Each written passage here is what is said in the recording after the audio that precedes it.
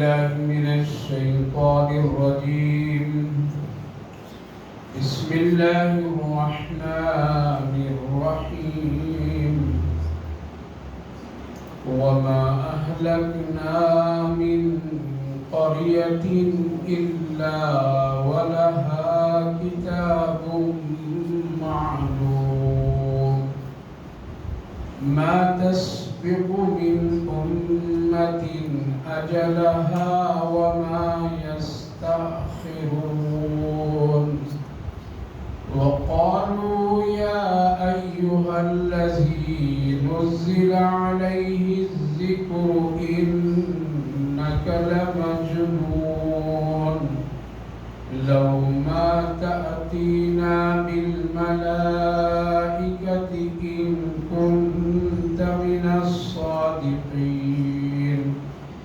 ما تنزل الملائكة إلا بالحق وما كانوا إذا منظرين.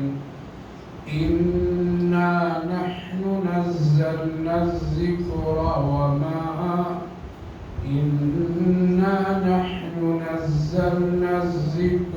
وإنا له لحافظون.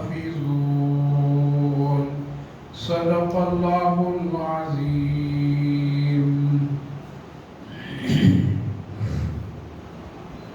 وما أهلكنا من قرية إلا ولها كتاب معلوم.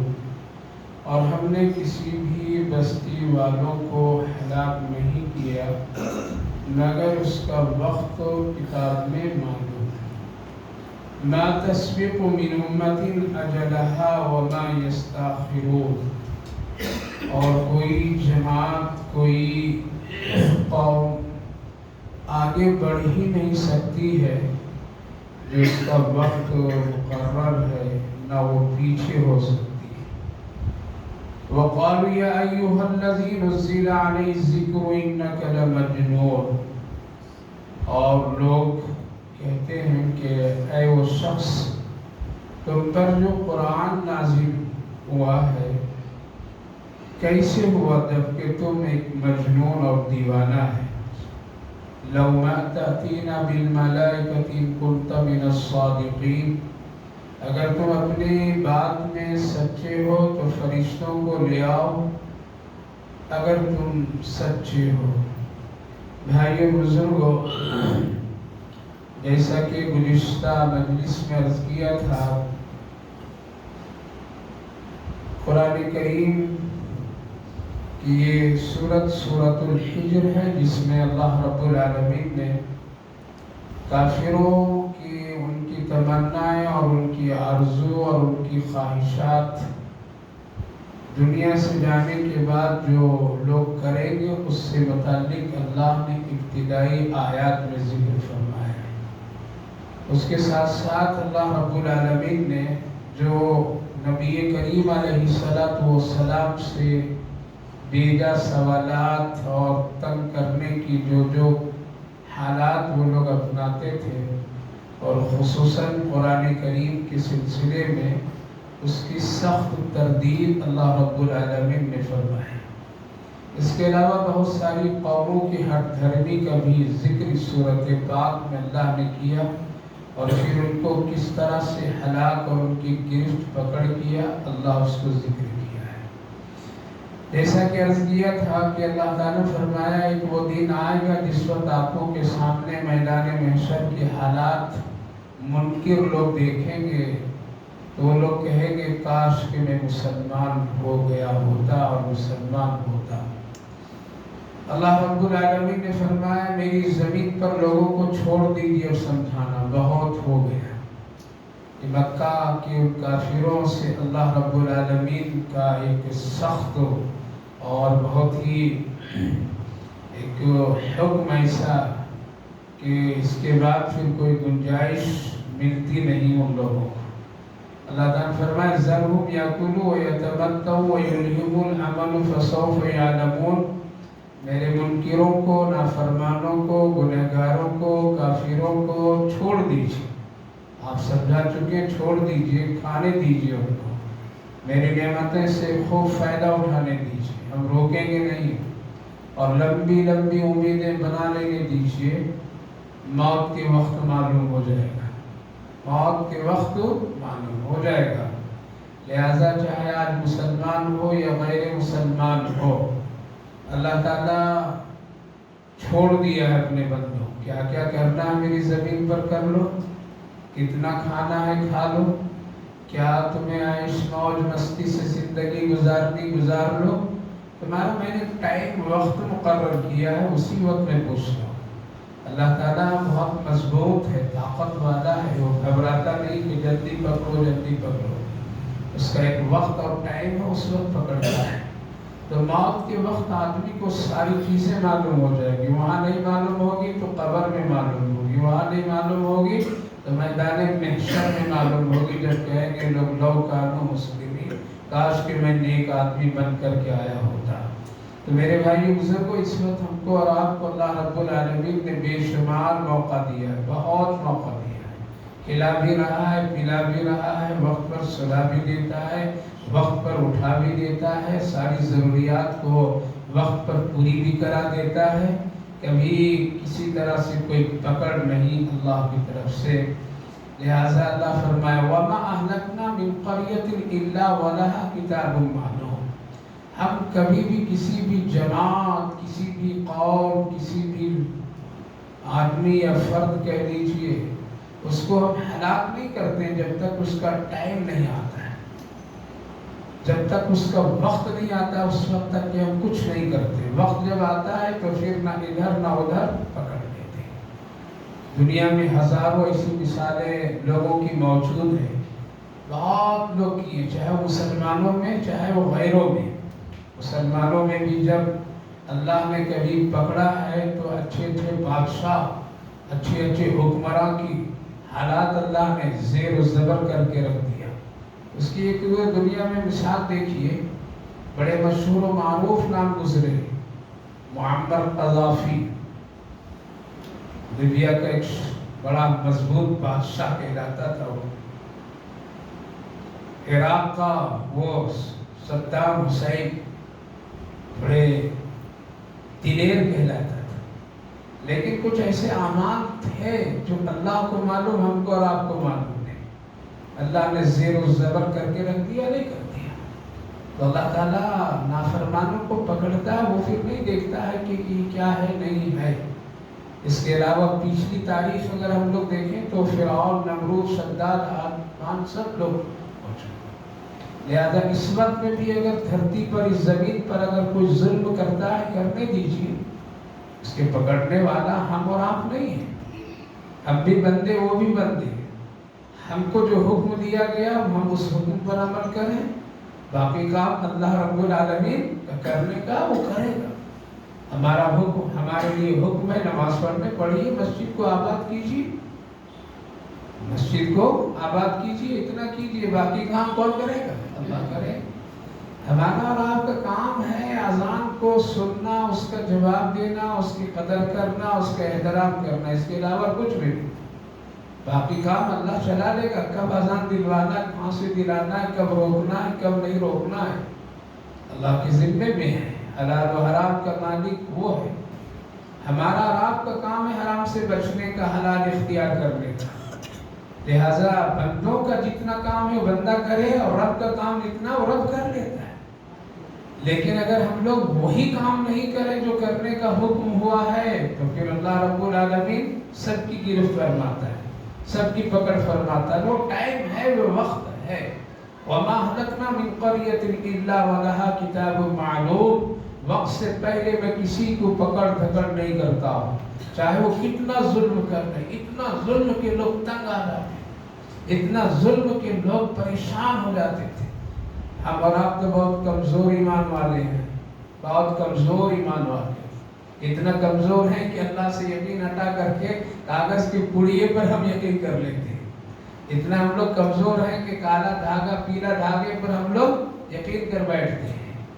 صحابہ تو بہت بڑے پکے سچے مومن مسلمان تھے اور ان کا یقین بہت مضبوط تھا، لیکن کتنی پریشانیاں ان کے ساتھ آتی۔ ابھی وہ ان کا زخم سوکھتا بھی نہیں تھا کہ دوسری جنگ کا اعلان ہو جاتا تھا. ابھی ان کا گھر آشیانہ اجڑتا نہیں تھا، اس سے پہلے ان کی جان کے خطرے آ جاتے تھے. ابھی ذرا سنبھل کر کے آتے نہیں تھے تب تک خبر کچھ اور ملتی تھی، اور وہ پیٹ پر پتھر باندھنا، بھوک اور پیاس، حالات کتنے تنگ دستیوں کے تھے. وہ صحابہ بھی ایک موقع پر تل ملا گئے اور تل ملا کر کے کہنے لگے یا رسول اللہ، اللہ کی مدد کب آئے گی؟ متی نصر اللہ، کب آئے گی؟ زندگی تو مختصر ہے، ذرا چین سکون تو حاصل ہو جائے دھرتی پر، زمین پر. صحابہ بھی اللہ چاہتا تو فوراً سب کچھ کر دیتا، لیکن متی نصر اللہ الا ان نصر اللہ قریب، صبر کرو بہت جلدی میری مدد آئے گی.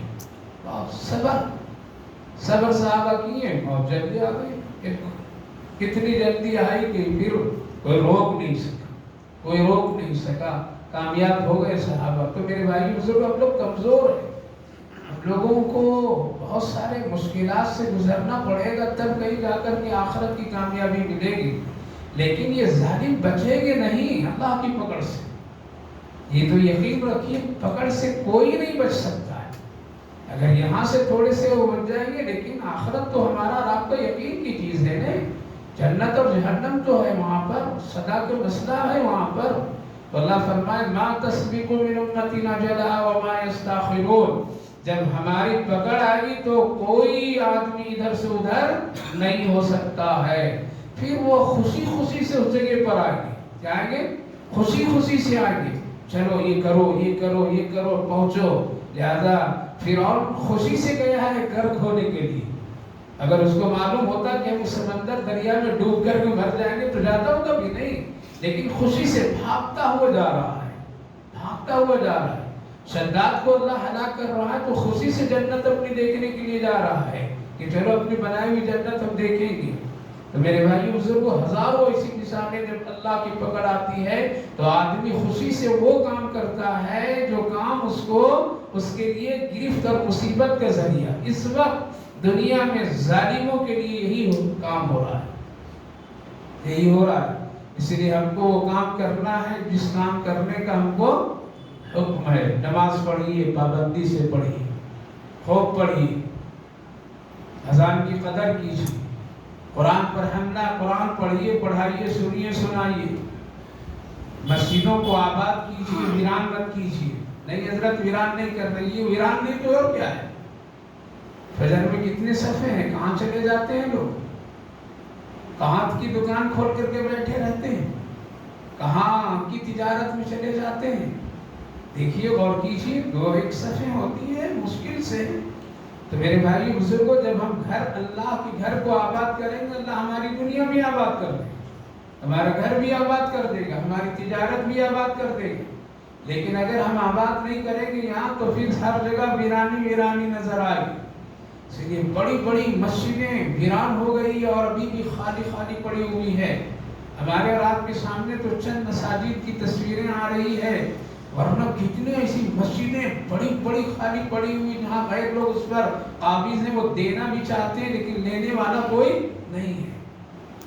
خیر، عرض یہ کر رہا ہوں، ما تسبق من امتی، صبر کیجیے، ظالموں کی پکڑ ہے. ہم کو اور آپ کو اپنے رب سے مضبوط رشتہ بنانا ہے. تو اللہ تعالیٰ نے یہ تسلی دی پیارے آقا صلی اللہ علیہ وسلم کو. ان کافر کو چھوڑ دیجئے، سمجھائیے مت، بہت ہو گیا. آپ مکہ بھی چھوڑ کے چلیے دوسری جگہ، مت سمجھائیے.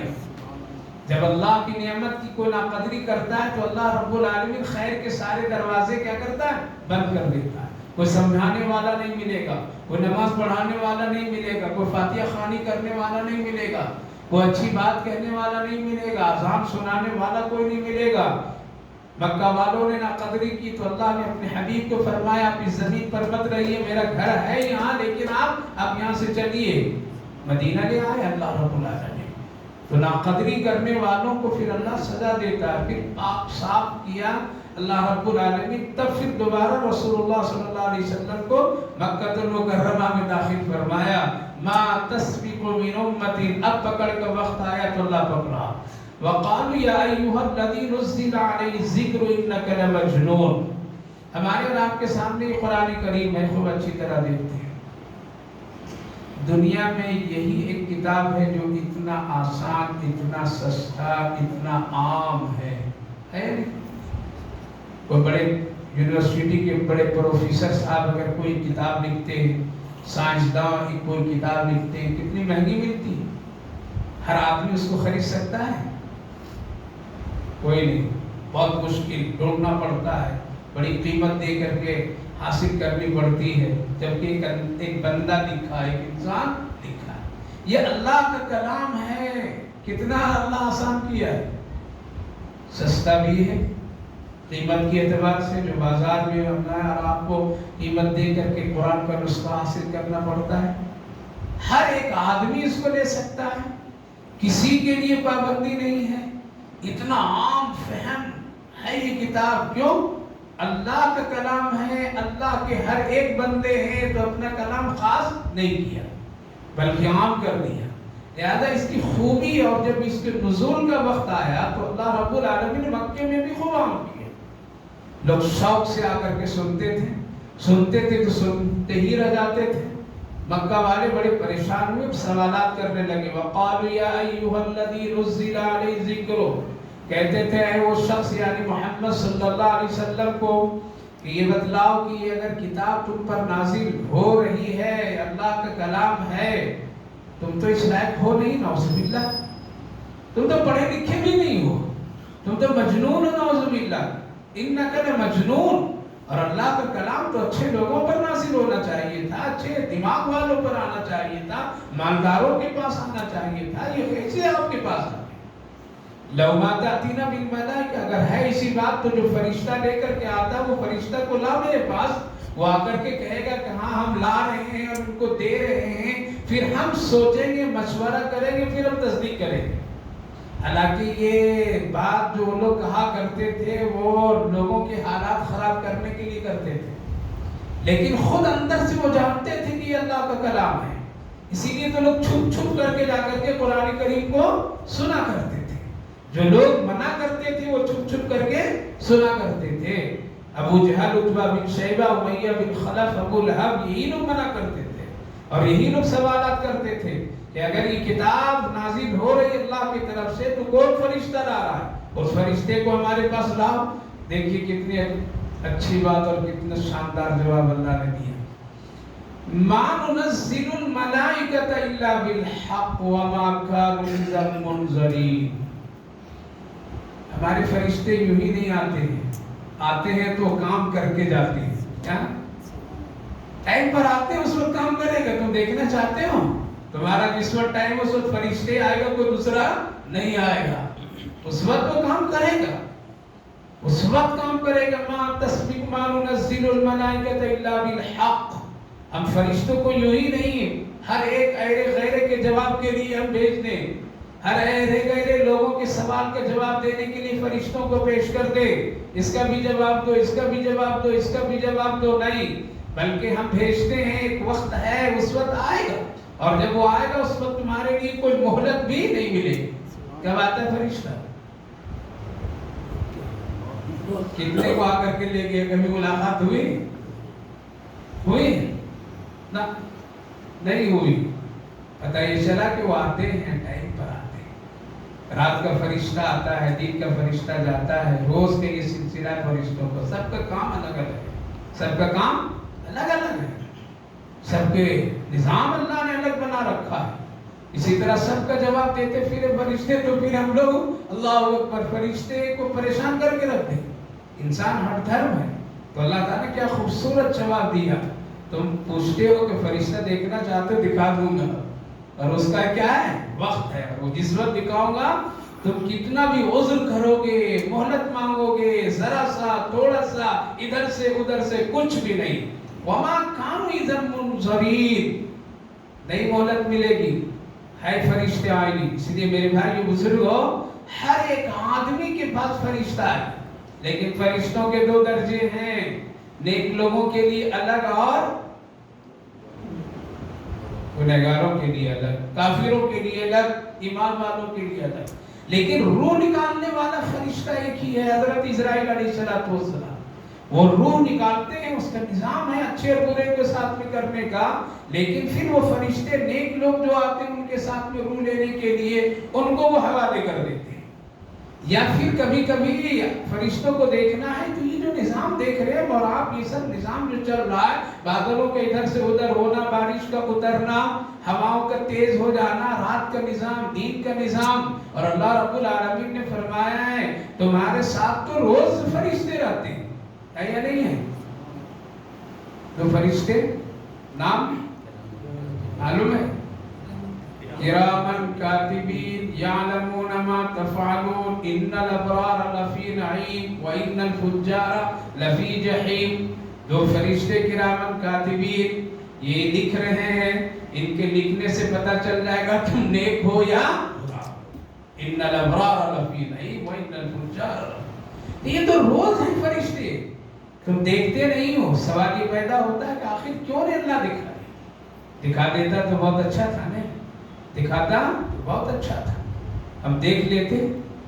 انسان کے علاوہ دوسرے جاندار فرشتوں کو دیکھتے ہیں، بلائیں آسمان سے جو اترتی اس کو بھی فرشتے دیکھتے ہیں، نیکیاں جو اترتی ہیں اس کو بھی جانور، چرندے پرندے دیکھتے ہیں، کتے بلیاں دیکھتے ہیں، سب دیکھتے ہیں، صرف انسان کو نہیں۔ ہم اور آپ سوچیں گے ہم لوگ بھی دکھا دیتا تو ہم لوگ سدھر جاتے، نہیں سدھرتے، بلکہ مصیبت آ جاتی، پریشانیاں آ جاتی، رشتے ناتے ٹوٹ جاتے۔ تو آپ پر کوئی اگر بلا اترتی تو بیٹا اگر دیکھ لیتا کہتا یہ میرا باپ بہت خراب آدمی ہے، اب اس سے دوستی نہیں۔ بیٹے پر اگر کوئی بلا مصیبت اترتی اور کوئی ایسا حادثہ اور کوئی ایسی خرابیاں تو باپ کہتا ہے یہ میرا بیٹا کیسا ہو گیا، ہٹاؤ اس کو۔ شوہر اور بیوی دیکھ ایک دوسرے سے نفرت کرنے لگتے، قرضہ کوئی لینے دینے والا نہیں ہوتا، تجارت کی سارا سسٹم ختم ہو جاتے، رشتہ داری نہیں چلتی، یہاں تک کہ اگر مر جاتا کوئی آدمی تو ہاتھ لگانے کے لیے تیار نہیں ہوتا۔ اسی لیے اللہ رب العالمین نے انسانوں سے ساری اچھائیاں، ساری برائیاں، بلائیں، مصیبتیں سب کچھ کیا کر دیا؟ سب کچھ بند کر دیا۔ اللہ رب العالمین انسانوں کو نہیں دکھاتا ہے، حالانکہ دیکھتے تو بڑی عبرت ہوتی، لیکن اس میں بڑی حکمت ہے۔ باقی تمام جانور دیکھ سکتے ہیں، قبر کی عذاب تک کے جانور محسوس کر لیتے ہیں کہ اس قبر والے پر کیا عذاب اور کیا مشکلیں گزر رہی ہے۔ یہاں تک کہ گھر میں اگر کوئی بلا مصیبت آتی ہے تو جانور محسوس کر لیتے ہیں، اور کبھی کبھی اس کے لیے حالات بھی بنا دیتے ہیں۔ حدیث پاک میں ہے کہ نبی کریم علیہ السلام جب ایک موقع پر تشریف لے جا رہے تھے اور آپ کی اونٹنی جب بدکنے لگی اور اچھلنے لگی تو آپ اتر گئے اور سنبھالے اس کو۔ صحابہ نے پوچھا یا رسول اللہ کیوں یہ اونٹنی بدکنے لگی جبکہ آپ سوار ہیں اس پر؟ آپ صلی اللہ علیہ وسلم نے جواب دیا کہ یہ تو قبر والوں کو عذاب دیا جا رہا ہے، اس کی عذاب کو یہ محسوس اونٹنی کر لی اس لیے بدک گئی۔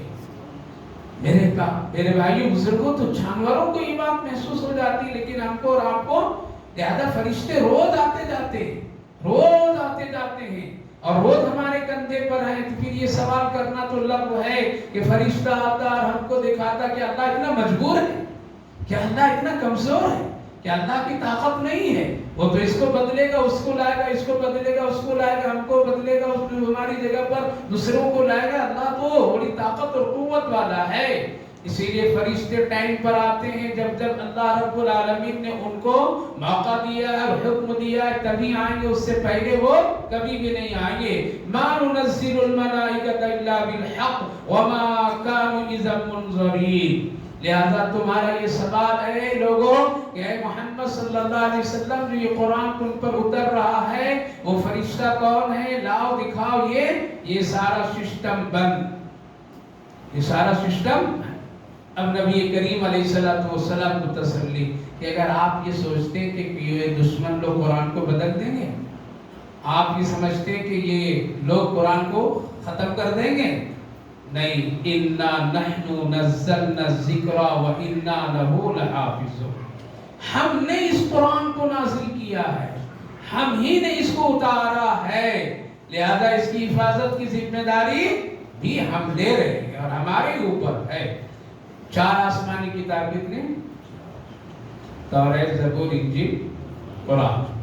3 بندوں کے حوالے اللہ نے کیا، کیا کیا؟ تم لوگ اس کو سامان کر کے رکھنا، میرا جیسا حکم ہے اسی طرح اس کو رہنے دینا، اس میں خلط مت گڑبڑ نہیں کرنا۔ لیکن کسی کو لوگ ٹھیک نہیں رہنے دی، کیا کیے؟ ٹھیک نہیں رہنے دی، ان لوگ بدل دیے۔ یہود نصارہ کے علماء بدل دیے، اس کو ختم کر دیے، ان لوگ اپنا اپنا حکم اور اپنی مرضی اس میں داخل کر دیے۔ لہذا تینوں کتاب دے کر کے اللہ نے بندوں کو آزما دیا، لوگ اس کے حالات پر نہیں۔ یہود کے علماء یہ کرتے تھے کہ اگر کوئی مالدار آدمی آ گیا پوچھنے کے لیے کچھ مسئلہ تو دیکھتا تھا یہ جیب گرم والا ہے آدمی تو مسئلہ بھی ویسے ہی، اگر وہ ذرا غریب ہے تو غریب والا مسئلہ، ایسا سسٹم تھا ان لوگوں کا، حلال و حرام میں بدل۔ لہذا نہ توریت ابھی صحیح ہے، نہ انجیل ہے، نہ زبور ہے، کوئی بھی کتاب اصلی حالت پر نہیں ہے۔ اب اللہ دیکھیں کہ اگر قرآن بھی اسی طرح کر دیں گے تو یہ بھی بدل ڈالیں۔ لہذا اللہ نے پوری ذمہ داری کے ساتھ بھی فرمایا، اے میرے نبی ڈریے نہیں، یہ قرآن کی کتنی مخالفت کر لیں، یہ کتنے آپ سے سوالات کر لیں، کتنے اتار چڑھاؤ کر لیں، ہم اس کے حرف جملے ہم اس کی حفاظت کریں گے، جیسا میں اتارا ہوں اسی طرح اس کو ہم پھر واپس لیں گے، اس میں کوئی رد و بدل کوئی کر ہی نہیں سکتا ہے، اس لیے میں آواز کی بھی حفاظت کروں گا۔ صرف حروف کی حفاظت اللہ نہیں کر رہا بلکہ آواز کی بھی حفاظت کر رہا۔ میرے آقا صلی اللہ علیہ وسلم نے شین کیسے ادا کیا وہ بھی حکم دیا۔ آج وہ بھی مسئلہ ہے، کتابیں لکھی ہوئی ہے، شین کی ادائیگی کیسے، قاف کی ادائیگی کیسے، ہر حرف کی ادائیگی کیسے، اس کی آواز کیسے نکالنا، یہ کیا ہے؟ یہ قرآن ہی کے لیے۔ لہذا جس طرح صحابہ پڑھتے تھے اسی طرح آج بھی پڑھا جاتا ہے، آج بھی اسی تحت سے۔ تو آواز کی حفاظت، حرف کی حفاظت، معنی کی حفاظت، جملے کی حفاظت، یہاں تک کہ جو لکھنے کا ہے وہ 7 قسموں کے ہیں، اس کی بھی حفاظت اللہ ہے۔ اِنَّا نَحْنُ نَزَّلْنَا الذِّكْرَ وَإِنَّا لَهُ لَحَافِظُونَ۔ اس لیے میرے محبوب آپ بالکل ڈریے نہیں، یہ کتاب آپ میں نے جو نازل کی ہے اب اس کی پوری ذمہ داری۔ ایک واقعہ مفسرین نے لکھے ہیں، مامون رشید ایک بہت نیک بخت بادشاہ گزرا ہے۔ پہلے کے بادشاہ جو لوگ ہوتے تھے وہ اپنی اصلاح کے لیے اپنے دربار میں بڑے بڑے علماء مشائخ کو رکھتے تھے، بلاتے تھے، بڑے بڑے مشائخ علماء، جیسے خلیفہ ہارون رشید، ان کے دربار میں ہزاروں علماء رہتے تھے، درویش رہتے تھے، ولی رہا کرتے تھے۔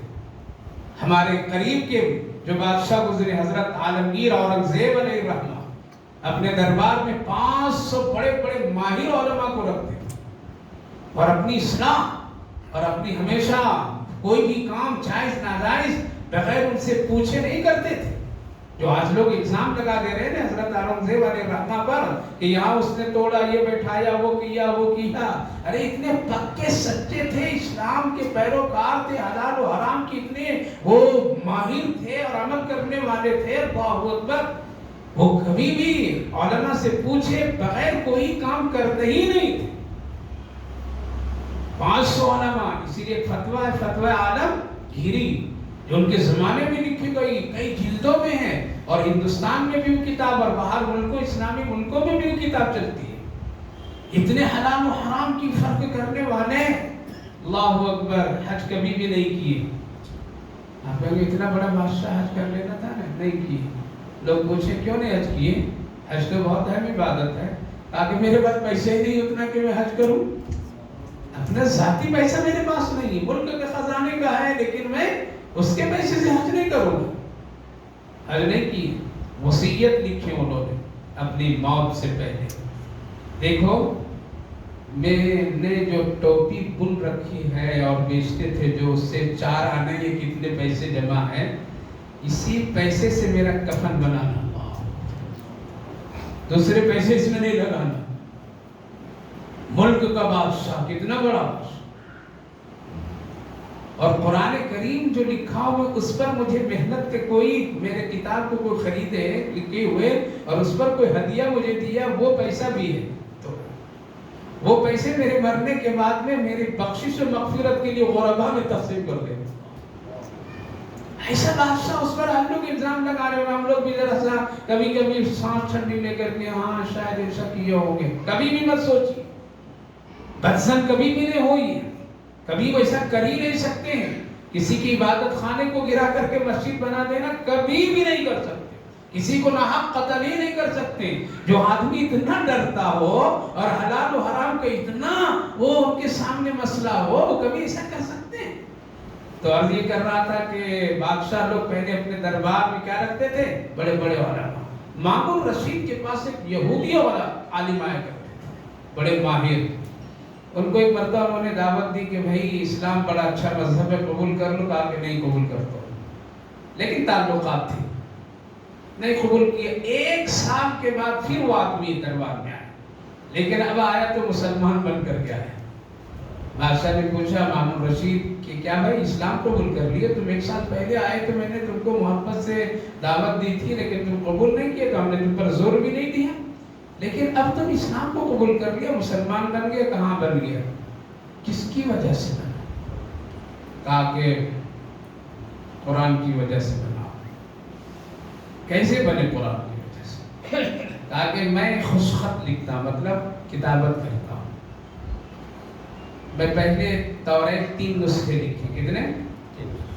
اور اپنے ملک کے بڑے بڑے عبادت خانوں کے پادریوں اور علماء کو جا کر کے دیا. میں ان کو دیا کہ یہ ہے توریت, میں نے لکھا, وہ دیکھیں, بہت خوش ہوئے, ہدیے بھی دیے اور بہت اچھا کام, اور وہ لے لیے. پھر میں نے 3 نسخے انجیل کے لکھے, بہت اچھے لکھے, اور میں پادریوں کے پاس گیا, ان کے چرچوں میں, اور وہاں کے ان کے پادریوں کو میں نے دیا. وہ بھی بڑے خوش ہوئے, بڑی تعریف کی, بہت مجھے نوازے ہوئے, ہدیے تحفے دیے. تو اب میں نے 3 نسخے قرآن کے لکھے. 3 نسخے قرآن میں. یہ کیا میں نے کہ جس طرح سے توریت میں گڑبڑ کر دیا تھا, انجیل میں گڑبڑ کر دیا تھا, اس کی بات ادھر سے ادھر کچھ اپنی باتیں ملا الا کر کے خوش خط میں لکھ کر کے سجا کے دیا تھا, یہی کام میں نے قرآن میں بھی کیا. کیا کیا؟ قرآن میں بھی میں نے کیا کہ کہیں کا آیت آگے پیچھے کر دیا, بدلا تو نہیں لیکن آیت کو آگے پیچھے سے کیا, کچھ اتار چڑھاؤ کر دیے, لکھنے میں خوش خطی میں غلطی کر دیا. میں نے یہ لے کر کے گیا علماء کے پاس میں. وہ دیکھتے ہی ساتھ میں پڑھے 1-2-4 آیات, 1-2 سورتیں, کہا کہ یہ قرآن ٹھیک نہیں لکھا ہے, تو اس کو ہم نہیں دیں گے. اس نے واپس کر دیا. تو میں یہ سوچا کہ یہ آدمی بہت بڑا ماہر عالم دین ہے, بڑا ہے مسلمانوں کا, اس کا تو نظر اس پر ہے, چلو ذرا اس سے کم درجے والے کے پاس چل کے دیکھوں. لہذا ان سے کم درجے کے عالم کے پاس میں گیا, مسجد میں گیا, امام کو جا کر کے قرآن دیا. وہ بھی قرآن کو پلٹا, دیکھا, اور دیکھنے کے بعد میں چند جگہوں پر نظر ڈالی, کہا کہ ہاں یہ غلطیاں ہیں اور یہ اس طرح سے ہے, جبکہ قرآن کی آیت ایسی ہے, ایسی ہے, ایسی ہے. اس نے بھی کہا کہ تم نے اس میں غلطی کیا, یہ قرآن ہم نہیں لیتے ہیں.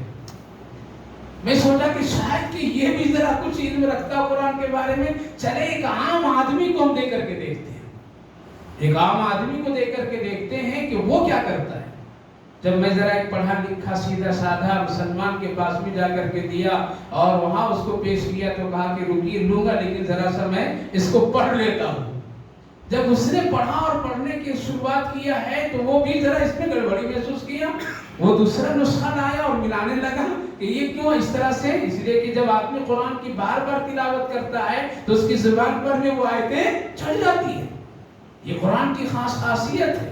لہذا وہ آدمی جب ملایا, دونوں سے دیکھا مقابلہ کر کے, تو پھر ہماری لکھی ہوئی یعنی وہ کتاب یعنی قرآن میں فرق آیا. اس نے کہا کہ بھائی یہ ہم نہیں لیں گے, یہ ہم نہیں لیں گے, اس میں تم نے کچھ گڑبڑی کر دی ہے, کیسے لکھ دیا ہے, اس کو درست کر کے لاؤ تب لیں گے.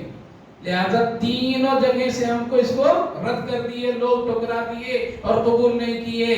میں یہ سمجھ گیا کہ یہی آسمانی کتاب ہے, حق والی کتاب ہے, اللہ کا کلام ہے. اللہ نے جو فرمایا اِنَّا نَحْنُ نَزَّلْنَا الذِّكْرَ وَإِنَّا لَهُ لَحَافِظُونَ, ہم ہی اس کو نازل کیے, ہم ہی اس کی حفاظت کریں گے. پتہ چلا کہ یہ حق والی کتاب ہے, فوراً میں نے اسلام کو قبول کر دیا. میرے بھائی بزرگوں, یہ قرآن خوانی کی کتاب نہیں ہے, مردہ خوانی کی کتاب نہیں ہے, صرف دکان نہیں بنا لو تو مولوی صاحب کو رات پڑھانے والی کتاب نہیں ہے. یہ ہماری پوری زندگی کے زوال و عروج اس سے جڑی ہوئی. جب مسلمان اس کو چھوڑ کر کے چلے گئے اور اس کے حکم کو پامال کر دیے، اللہ دنیا میں ان کو ذلیل اور رسوا کر دیا۔ اور جب مسلمان قرآن کریم کو اپنا لیے، قرآن کریم کو اپنے لیے تلاوت کرنا، اس کا پڑھانا، اس کا پھیلانا، اس پر محنت اور اس کی قدر، تو اللہ رب العالمین نے عروج عطا فرمایا۔ آج ہم اور آپ قرآن کو پیچھے کیے، دنیا کو ہم اور آپ قرآن کی تعلیم کو ناقدری کیے ہیں اور دوسرے علم والے کو قدر کیے۔ آپ کہیں گے کہ نہیں حضرت ایسا نہیں ہے، ہم لوگ تو بڑی قدر کرتے ہیں۔ اس کی ایک چھوٹی سی مثال دیتا ہوں۔ بالکل ہر گھر میں اس وقت میں عصری تعلیم پڑھنے والے بچے ہیں، اسکول جانے والے، ہر گھر میں، چاہے کچھ بھی ہو جائے پڑھانا ہے، ٹھیک ہے، بالکل پڑھانا ہے، علم حاصل کرنے، لیکن ایک آپ ٹیوشن کے لیے ایک بچے کو لیے مقرر کیا کسی، یا میرے بچے کو ٹیوشن دے دو یا میرے بچے کو پڑھا دو، کتنا مقرر کیا اس نے کہا کہ ہم آپ کے بچے کو ضرور 1 گھنٹہ پڑھا دیں گے، لیکن 3000 روپے لیں۔ دیتے یا نہیں دیتے؟ 1 گھنٹہ کا 3000، 1 گھنٹہ کا 2000، 1 گھنٹہ کا 5000۔ ہم کیا کرتے ہیں؟ خوشی سے قبول کر لیتے ہیں، الحمدللہ ٹھیک ہے، پڑھائیے، ٹھیک ہے، بالکل دیں گے، ٹائم پر دیتے، وقت پر دے دیتے۔ لیکن وہی مولوی صاحب ہمارے مکتب میں اگر پڑھاتے ہیں اور فیس مسجد کی طرف سے، مکتب کی طرف سے 100 روپیہ 50 روپیہ رکھا جاتا ہے، تو اللہ اکبر سال بھر نہیں لوگ دیتے۔ یہ کیا ہے؟ یہ ناقدری کی ہے، یہ ناقدری کی علامت ہے۔ یہی ناقدری کی وجہ سے اللہ رب العالمین پھر ایسے لوگوں کو ذلیل اور رسوا کرتا ہے۔ اس لیے میرے بھائی بزرگوں، عرض یہ کرنا، اس وقت میں قرآن کی قدر کرنی ہے، ابھی بھی موقع ہے، مدارس ہے، مکاتب ہے، علماء ہیں، اس کی قدر کر لیجئے، اس کو اپنا لیجئے، اس کی تلاوت خوب کیجئے اور اس پر اپنے آپ کو یہ رکھیے اور یہ یقین رکھیے کہ اللہ رب العالمین اس کی حفاظت کرے۔ اس لیے دنیا میں اس وقت 3 چیزوں کی حفاظت اللہ کر رہا اور کرے گا، چاہے دنیا اوپر سے نیچے ہو جائے، طاقت جتنی بھی لگا لے، ان 3 چیزوں کو کوئی بدل نہیں سکتا ہے، اس کو ختم کر سکتا ہے۔ ایک خانہ کعبہ پر کسی کی حکومت نہیں آ سکتی ہے، نہ کوئی مٹا سکتا ہے۔ یہ جس طرح سے اللہ نے اس کو بنایا، اسی طرح قرب قیامت میں اس کو ڈالے گا۔ لوگ طواف کرتے رہیں گے اور کعبہ اٹھ کر کے جائے گا۔ یہ قیامت کی آخری علامت ہوگی، طواف رک جائے گا۔ کس کی طواف کرے؟ کعبہ کی۔ تو کعبہ کی حفاظت کون؟ چاہے وہ کیسی حکومت آ جائے، وہاں کون آ جائے، کیا کرے، لیکن کعبہ کو کوئی، اب اللہ نے طے فرما دیا ہے۔ دوسرے نبی پاک علیہ السلام کے روضے مبارک کی بھی حفاظت اللہ کرنا ہے۔ اس پر بھی کوئی ہاتھ نہیں لگا سکتا، اس پر بھی کوئی بے حرمتی نہیں کر سکتا ہے۔ کرنے والے انتظار میں ہیں، لیکن اللہ بچانے والا اس سے بڑا ہے۔ ہر زمانے میں اللہ نے۔ تیسری جو چیز ہے وہ قرآن کریم کی حفاظت اللہ کر رہا ہے، کرے گا، قیامت تک کرے گا۔ ہم مدرسے بند کر دیں، لوگ مدرسے بند کر دیں، علماء کو ختم کر دیں، حفاظ کو ختم کر دیں، اللہ رب العالمین اس کی حفاظت کر رہا ہے، کرے گا، کرتا رہے گا، کرتا رہے گا۔ چاہے دنیا جتنی کہتے مدرسے بند کر دو، مدرسے میں فلاں ہے، ہم جتنا چاہیں بچوں کو نہ پڑھائیں، لیکن اللہ کرے گا۔ اس لیے اللہ کا وعدہ ہے، اِنَّا نَحْنُ نَزَّلْنَا الذِّكْرَ وَإِنَّا لَهُ لَحَافِظُونَ۔ ہم نے اس کو نازل کیا، ہم اس کی حفاظت کی ذمہ دار ہیں اور ہم کریں گے۔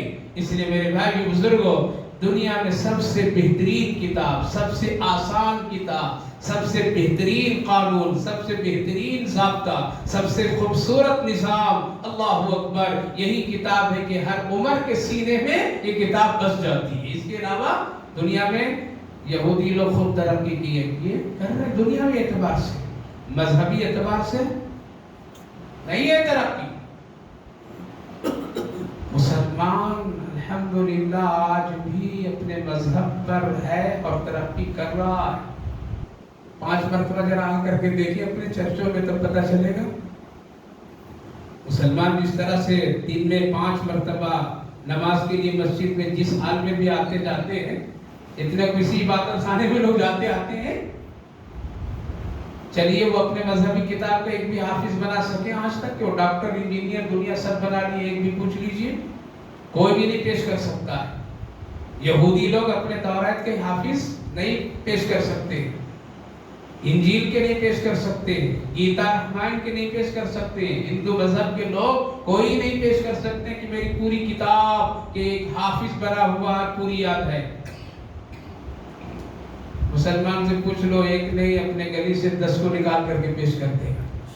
ایک مدرسے میں جائے گا 100 بچوں کو، ایسے ایسے بچے اللہ اکبر جن کی عمر کم جن کو کپڑا بھی ٹھیک سے ڈھنگ سے پہننے کی سلیقہ نہیں، لیکن قرآن کریم کے وہ حافظ قرآن بن جاتے ہیں۔ یہ کیا ہے؟ یہ اللہ رب العالمین کی حفاظت کی ایک طریقہ اور ذمہ داری۔ اسی لیے قاری کے ذریعے سے اللہ حفاظت کیا، تفسیر کے ذریعے سے حفاظت کر رہا ہے، معنی مطلب کے لکھنے پڑھنے والوں سے کر رہا ہے، اچھی آوازوں کے ذریعے سے کر رہا ہے، نماز میں، تراویح میں، ہر جگہ قرآن کریم کے ایک چرچا ہے۔ بس فرق یہ ہے میرے بھائی بزرگوں، ہم اور آپ قرآن سے جڑ جائیں، بس یہ کتاب ہمیشہ رہنے والی ہے، اور اس کتاب کو جو اپنایا وہ ہمیشہ کامیاب رہا ہے۔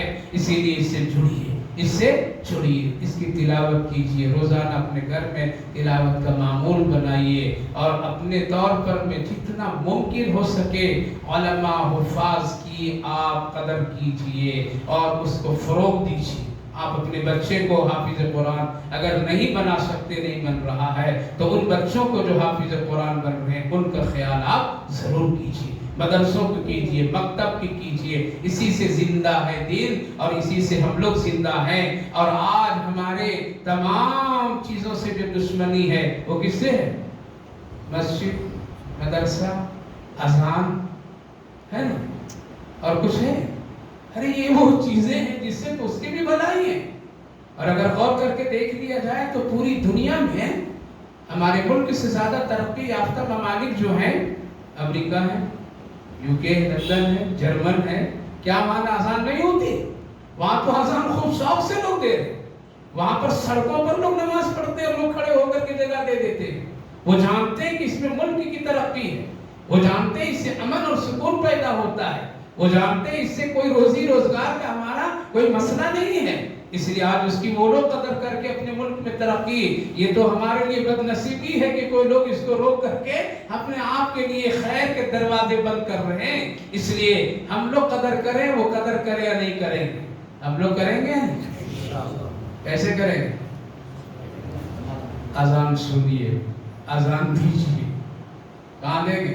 ابھی اذان ہو رہی، بینک میں ہو رہی، یہاں پہ نہیں، ہلکا سست کیوں ہو گئے؟ سست کچھ تو وجہ ہو گئی ہے، سن کر کے جب قدر نہ کی ہے تو اللہ سنانا بند کر دیا ہو گیا۔ کیا فائدہ ایسے لوگوں کو سنانا جو سن کر کے آ ہی نہیں رہا ہے؟ تو اتنی دور سنا جتنی دور سے لوگ سن کر کے، اس لیے قدر کیجیے۔ اذان کی بڑی فضیلت ہے، بڑی فضیلت ہے، بڑی فضیلت ہے۔ مسجد کی قدر کیجیے، بھر جائے فجر میں نمازی سے، انشاءاللہ کامیابی ملے گی۔ قرآن کی قدر کیجیے، پردے کی قدر کیجیے، اپنی بچیوں کو ابھی سے ان پر پردے اور حجاب لاگو کیجیے اپنے گھروں میں، ان کا سر کھلا ہوا باہر نہ نکلے، ان پر ایک دوپٹہ ہو، ان پر ایک تہذیب اسلامی ہو۔ یہ ساری چیزیں جب اپنائیں گے تو اللہ ضرور خوش ہوگا میرے بھائی بزرگوں۔ ورنہ اگر سوچیں گے کہ چلو چل رہا ہے تو زندگی چلے گی، لیکن ہوگا کیا؟ کفر پر خاتمہ ہوگا، موت ایمان پر نہیں ہوگی۔ اس لیے قرآن اللہ نے عظیم کتاب بنایا ہے، ٹائم پر اللہ سب کا حساب لے گا۔ خلاصہ یہ ہے کہ کتنا بھی کر لو، کھا پی لو، موج و مستی کر لو، ایک دن موت ہے، اور موت حساب سب کر دیتی ہے۔ دوسری بات، کتنا بھی دنیا میں ظالم بن کر کے لوگوں کو ستا دے، اس کا بھی ایک دن حساب ہے، اور اس کی مثالیں ہمارے اور آپ کے سامنے۔ تیسری بات، فرشتے آتے ہیں، ہم دیکھ نہیں سکتے، وہ اپنا کام کر کے چلے جاتے ہیں۔ اس لیے یہ مطالبہ کرنا نہایت ہی غیر ضروری چیز ہے کہ ہم دیکھیں گے تبھی ایمان لائیں گے۔ چوتھی بات ہے، جو کتاب ہم سب کو اللہ نے دیا وہ عظیم کتاب ہے، اس کو پڑھیے، اس کی قدر کیجیے، اس کو سنیے، سمجھائیے، اپنے گھروں میں قرآن کا ماحول بنا دیجیے، قسم خدا کی خیر برکت ساری چیزیں آئے گی۔ دشمن سے مت ڈریے، اس کو اللہ کے حوالے کر کے اللہ کا کام ہم لوگ کرنے والے بن جائیے۔ جب اللہ کا کام ہم لوگ کریں گے تو ہمارا کام اللہ کر دے گا، اللہ کا فرمان ہے تم میرا کام کرو تیرا کام کر دیں گے۔ اب ہم کو کیا ضرورت ہے؟ امن چاہیے، اللہ امن پیدا کرے۔ ہم کو کیا چاہیے؟ دشمن سے حفاظت، اللہ دشمن سے حفاظت کر دے۔ ہمیں کیا چاہیے؟ روزی، اللہ روزی عطا فرما دے گا۔ ہمیں کیا چاہیے؟